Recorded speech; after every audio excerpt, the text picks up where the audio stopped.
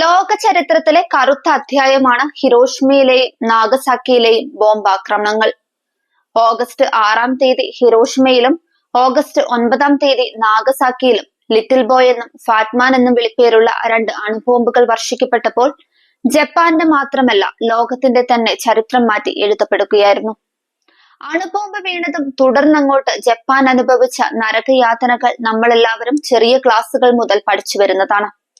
എന്നാൽ ആ ബോംബ് ആരുണ്ടാക്കി, അയാൾക്ക് പിന്നീട് എന്ത് സംഭവിച്ചു എന്ന് നമ്മൾ ചിന്തിച്ചിട്ടുണ്ടാവില്ല.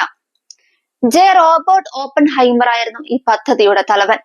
മാൻഹട്ടൻ പ്രൊജക്ട് എന്ന രഹസ്യ പദ്ധതിയുടെ പിന്നിൽ അമേരിക്കയുടെ നേതൃത്വത്തിൽ ബ്രിട്ടൻ, കാനഡ എന്നീ രാജ്യങ്ങളുടെ സഹകരണവും ഉണ്ടായിരുന്നു.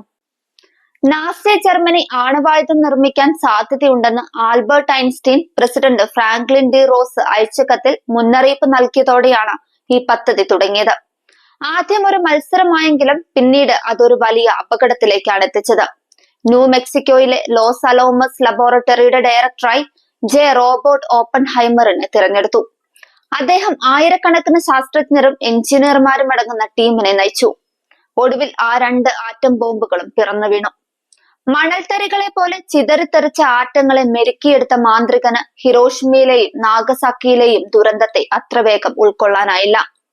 ന്യൂ മെക്സിക്കോയിലെ വിജനമായ മരുഭൂമിയിൽ ലോകത്തെ ഏറ്റവും വലിയ രഹസ്യത്തിന്റെ ചുക്കാൻ പിടിച്ചപ്പോഴും അദ്ദേഹത്തിന് ഭയമുണ്ടായിരുന്നില്ല, പകരം ജിജ്ഞാസയായിരുന്നു.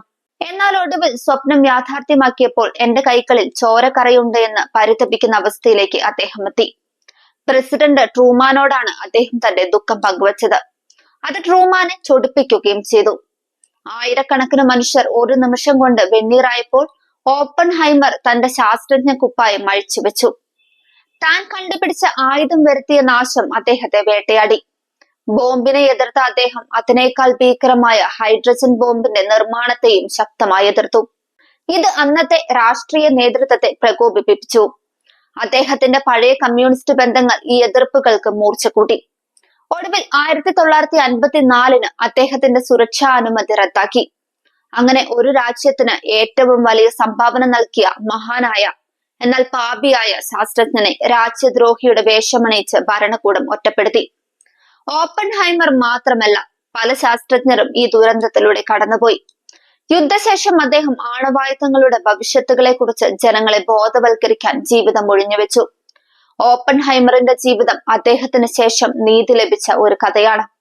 അതൊരു ശാസ്ത്രജ്ഞന്റെ ധാർമ്മിക ഉത്തരവാദിത്തത്തെയും ശാസ്ത്രം രാഷ്ട്രീയത്തിന്റെ കൈകളിൽ വരുമ്പോൾ സംഭവിക്കാവുന്ന ദുരന്തങ്ങളെ ഓർമ്മിപ്പിക്കുന്ന കഥയായി ഇന്നും നാളെയും ഇവിടെ തന്നെ ഉണ്ടാകും.